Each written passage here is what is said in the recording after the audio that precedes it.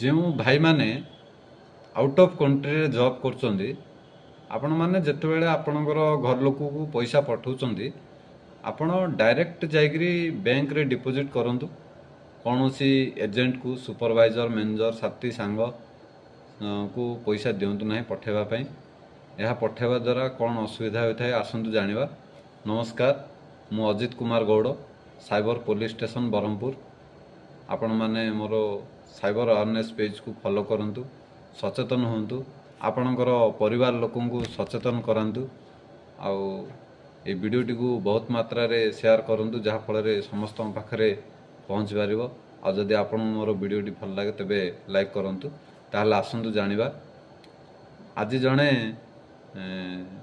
ଝିଅ ଆସିଥିଲେ cyber police ଷ୍ଟେସନକୁ।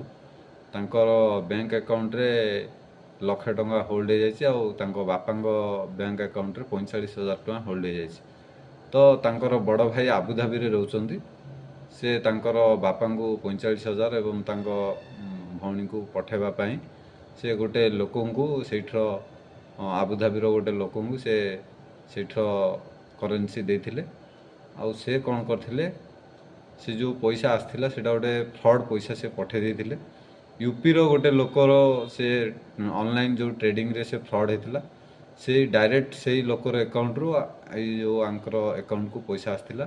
ତ ସେଥିପାଇଁ ସେ ସେଇଠି ୟୁପିରେ କମ୍ପ୍ଲେନ୍ କରିଥିଲେ, ଆଉ ଏଇ ଆଙ୍କର ଦୁଇଟା ଆକାଉଣ୍ଟ ହୋଲ୍ଡ ହୋଇଯାଇଛି। ତ ସେମାନେ କ'ଣ କରୁଛନ୍ତି, ସେମାନେ ସାଇବର ଫ୍ରଡ଼୍, ଯେଉଁ ଆଉଟ୍ ଅଫ୍ କଣ୍ଟ୍ରିରେ ଯେଉଁ ଏଜେଣ୍ଟ ମାନେ ରହୁଛନ୍ତି ପଇସା ମାନେ ଲେନଦେନ କରିବା ପାଇଁ। ତ ଆପଣମାନେ କେବେ ବି ସେମାନଙ୍କୁ, ଯେଉଁମାନେ ଆଉଟ୍ ଅଫ୍ କଣ୍ଟ୍ରିରେ ଜବ୍ କରୁଛନ୍ତି, ସେମାନେ ଡାଇରେକ୍ଟ ଯାଇକରି ବ୍ୟାଙ୍କରେ ଡିପୋଜିଟ୍ କରନ୍ତୁ।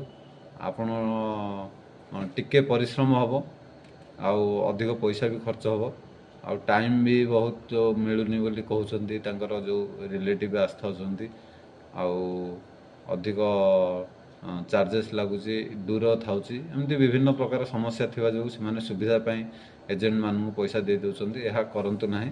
ଦେଖନ୍ତୁ, ଆପଣ ଦେଶ ଛାଡ଼ି ବାହାର ଦେଶରେ ଯାଇକରି ଗୋଟେ କାମ କରୁଛନ୍ତି, ଜବ୍ କରୁଛନ୍ତି, ଆପଣ କଷ୍ଟ କରୁଛନ୍ତି, କିନ୍ତୁ ଆପଣଙ୍କର ଘର ଲୋକଙ୍କ ଆକାଉଣ୍ଟ ବନ୍ଦ ହୋଇଯାଉଛି, ସେମାନେ ପଇସା ୱିଡ୍ର କରିପାରୁନାହାନ୍ତି। ଆଉ ମୋର ଏଇ ଭିଡ଼ିଓ ଯେଉଁ ଭାଇମାନେ ଦେଖୁଛନ୍ତି, ଆପଣଙ୍କର ସାଙ୍ଗସାଥି, ଫ୍ୟାମିଲି, ରିଲେସନରେ ଆପଣଙ୍କର ଯିଏ ବି ଆଉଟ୍ ଅଫ୍ କଣ୍ଟ୍ରିରେ ଜବ୍ କରୁଛନ୍ତି,